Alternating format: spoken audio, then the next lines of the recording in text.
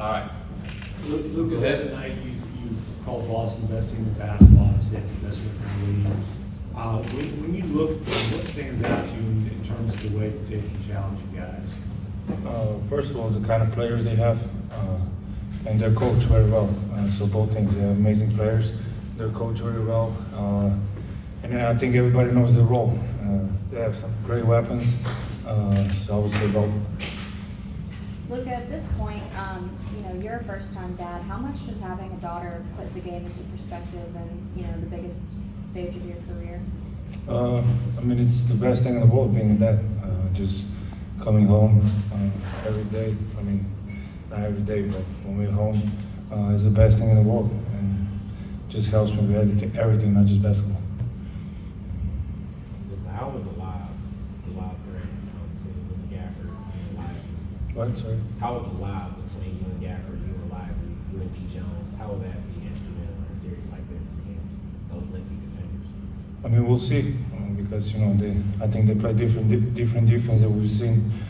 They do a lot of cross matches. So that's the way we got to figure out how to attack that. Luka, I wanted to ask if you could put the impact of Dirk Nowitzki on your career, just his impact in the words. A lot. I remember my first year when I came here. It was surreal to be on the same team as Dirk Nowitzki. Obviously, I wish I could play with him more, but that last season, his last season, my first, was amazing. Just to experience, helped me a lot, especially coming in the NBA, not knowing what to expect, what kind of player I'm gonna be. So it helped me a lot. Just seeing him work every day, even in his last season, the amount of work he put in and everything. Did he give you any advice for the NBA Finals yet? Not yet. Because you've done this now for a long time, playing professional basketball, is this hard at all? Or are you used to it? Hard? Yeah, is it difficult? It's very hard. Is it? What specifically about it is it hard? Everything. You gotta see, watch a lot of film, you gotta work, and it's very hard. I don't think people understand how hard it is to win games in this league, especially in the playoffs. So I think we earned to be here. We deserve that because every game we played in the playoffs was really hard to win. Luka, ¿cuáles son algunas claves que ves de tu equipo que tienen que tratar de sacar en Boston para contrarrestar lo que pueden hacer los Celtics? Y también preguntarte por la final del Real Madrid el fin de semana, si llegaste a ver el partido y lo que te parece obviamente otro título del equipo canario. Sí, bueno, primero creo que la clave va a ser nuestra defensa, sobre todo parar a los dos Jason, a Tatum y a Brown va a ser muy difícil y bueno, tiene otros jugadores que pueden hacernos daño mucho, así que nuestra defensa va a ser la clave. Bueno, claro que vi el de Madrid, otro título más, ¿no? Que la gente ya está acostumbrada a ganar títulos en Madrid, así que muy feliz por ellos. With a couple of days left until game one, obviously 6 days between games, how much is that time, that layoff, kind of helping with recovery, just with the DNA? About the same. It didn't get any better. I need a good amount of rest to get that better. But it's been more days, so hopefully I'll see it. I'll check in the game one if it's better or not. But it's been great to have some rest for sure. Luka, do you have any comment on Chandler Parsons' comments about your relationship with Kristaps Porzingis? What comments? He just said that you didn't like playing with him. You see, that's why I don't watch a lot of that, because people don't know. I talked to Chandler Parsons maybe twice in my life, so I don't know how he would mean that. But me and KP have a good relationship. I don't know what people would say otherwise. Luka, does this team feel different for you, just from teams prior? Does chemistry feel different, or the bond or brotherhood? From what? Just other teams that you've been a part of here. I always had that 2022 run. We had great chemistry. We stayed together, and I feel the same thing with this team. We've been together for like 4 or 5 months, and we made the NBA Finals. Like I said, it's been really hard, but like I said, we deserve this, and our chemistry is great, and we stay together. That being said, what are you most looking forward to, other than hosting the trophy? What are you most looking Just playing the NBA Finals. Every kid that plays basketball dreams about this. So I was one of them. Just playing the finals. Since you came here, one thing a lot of us have heard is that, well, Luka's not very athletic. He's not, I'm sure you've heard it. Does that ever bother you? No. I'm athletic in different ways they don't see, so not everything is jumping and running fast. Luka, you mentioned being a dad is everything to you. You mentioned being a dad is everything to you. As your daughter gets older, what can you tell her about facing the hard things and overcoming obstacles and how to do that? Oh, that's a long way to go. I didn't think about it. But I would just say, do everything that you can to be happy. The less problems you have, the happier it's going to be. So just be happy. That's all that matters. Luka, ¿qué tan importante ha sido la defensa en este año para ti? Muy importante, no solo para mí, para todo el equipo.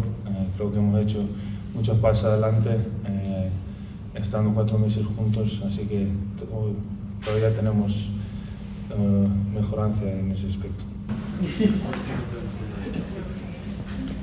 How are you doing today? Everything's great. Little rain. We're gonna do mics, sorry. Jason, I want to take you back to your time with USA Basketball and playing with, Coach K. What about his dynamic, just leading all of the superstars in the league at that time, has maybe translated to you working with Luka and Kyrie and, just the status of who they are as a player? Is there anything from that time in your life that you can translate to where you're at in your coaching career? Yeah, I think when you talk about Coach K, you get to see him on the sideline. You get to see him, on TV in the commercials. But to be able to play for him and for the Olympic team in 08, as close as I got to him is playing against him and his Duke team. But to just see how day one he handled everyone's, ego in that meeting room was dynamic, and the people who are close to him or around him a lot, he doesn't he can swear at times, and so I didn't know that, so that kind of took me by surprise. But I thought the way he just handled the egos in that room of letting them be them, but also talking about coming together as a unit. And I thought Coach K did an incredible job with that 08 team. To be able to handle those type of egos, to have a mission, to talk about winning the gold medal from day one. He was very consistent, but very honest. He told the truth, and that was one of the things that I enjoyed, playing for him and being around him. Is he told the truth. He told you where you stood and what he wanted, and so. Just being honest, and so when you're honest with your stars, the respect goes up. And when you look at Luka and Kai, I've always told those two the truth, and will continue to tell them the truth. To stay on the 08 team, we've already talked about how you guys in 2011 were on the team bus, and it was kind of the same thing when you were with the Olympic team. What are some of the parallels that you use from those experiences that helped you with this, like from Abu Dhabi to now? Yeah, Abu Dhabi seems like that was like 3 years ago.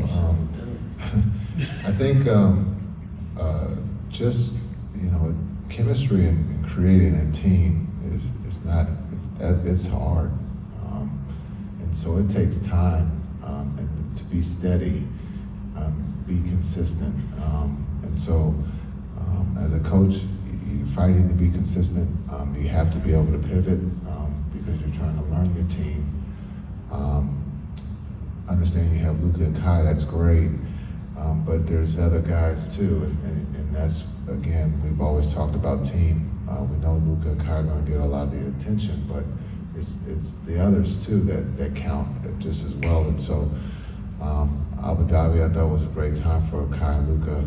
Madrid, I thought it was a great time for the team to be able to spend more time together than normal. And so we were able to create that atmosphere, that chemistry and trust. That's where it all started, and we talked about it. But the steadiness and just being consistent, from Abu Dhabi to today, it's not easy. We're winning and losing. Emotions come with that, but I thought as a coaching staff, we've been consistent, and also the players have been consistent. And we've given the players a platform to express themselves of their likes and dislikes. And so as a coach, you gotta be able to pivot. But we've asked them to come to work with a positive attitude, and the group has. And so that's what's really helped us get to where we are today. Coach, the Mavericks have built a great core of players. They're also building a core of leaders with you getting a contract extension. Now Nico gets one. How cool is that to see, just to see the Mavericks committing to you, to Nico, and for the future? Yeah, I think it's great. When you talk about Cuban's vision of hiring Nico and myself, he should get credit for that, and then also for Patrick to come behind that and to give us a new deal. So we're grateful for that. We still know there's a lot of work to be done, but that's a compliment to be able to get a new deal that reassures that we are doing something right.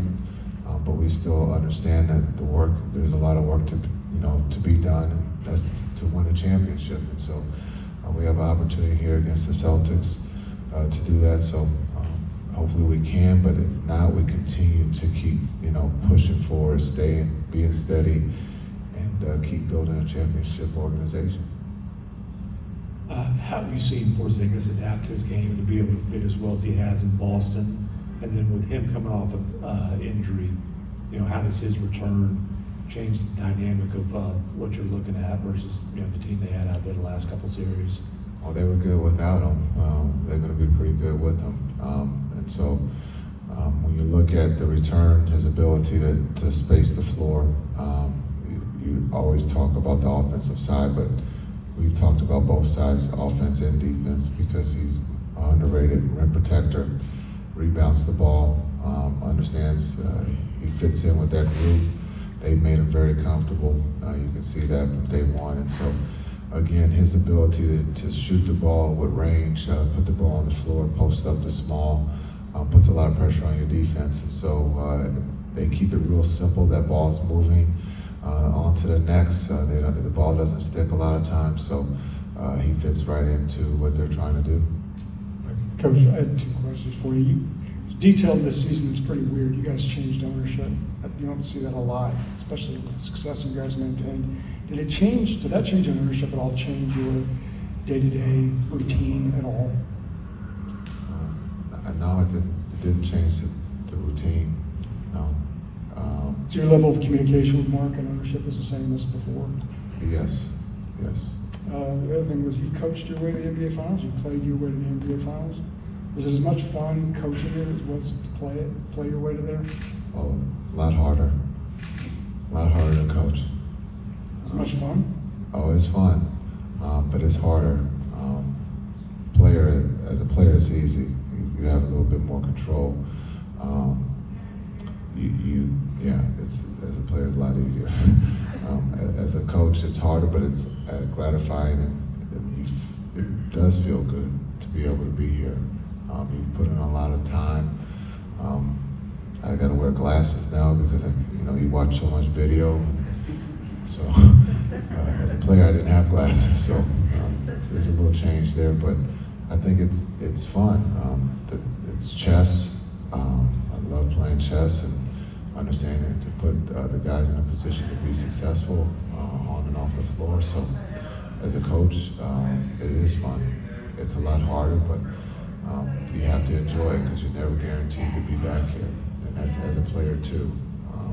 In 11, that was the last, we felt we could do it again, but we never made it back. These games will be played over the course of almost a month. How do you just deal with the mental challenge of the time in between the games? Yeah, I think you forget it's June, but it's been great. I think the time after Game 5 to be able to have the 2 days off, to let guys mentally and physically recharge. Now, we've been talking about Boston since Monday, yesterday. So now it's, our goal is to play for another 3 weeks. And so that's, what we've talked about as a group. just take one game at a time, one day at a time, and make sure that we're all doing the right things to be mentally and physically fresh and ready to go once Thursday starts. Coach, I asked Luka just about the impact of Dirk on his career and what he's learned from him. What do you think that Luka can learn from Dirk's championship run when he led the team? Now Luka's leading the team. What do you think he can learn from Dirk? I think patience, just understanding. Dirk's it took him 2 times to get there, you know, and so just patience, just understanding. I think Game 6, he didn't have a great first half. He wanted it so bad that he was pressing a little bit. I think coming in the second half, he relaxed a little bit and let the game come to him. I think it's just patience and trusting that you've done all the hard work, and now it's just about your talent and putting your team in a position to win. And Luka has done that here in the last 3 series, and so hopefully he can do it again. Jason, over here to your left, thank you for your time today. You've talked to us several times about how you stay present throughout whatever is going on, not too high, not too low. Is that a lesson you learned via basketball or a life lesson, and how has it helped you throughout the chapters of your life? Yeah, I think I learned them later in life, being introduced to different people. Sometimes when you're young, you think about the future, you think about other things and not the present, and you sometimes let great opportunities get away from you. So I've learned that later in life, but I've tried to share that with this group of staying present, staying steady, and continue to keep working. Good things will happen if you do work. You're gonna be sore. It's gonna hurt a little bit, but that's all right. Good things will happen. And so, being in the present, sometimes we'll think about what tomorrow has. We're not promised tomorrow, so try to enjoy today. Try to enjoy the presence of each other, and that's what I've learned here of late, and I've tried to share that with these young men and whoever else I come in contact with. Thank you, Thanks. everyone.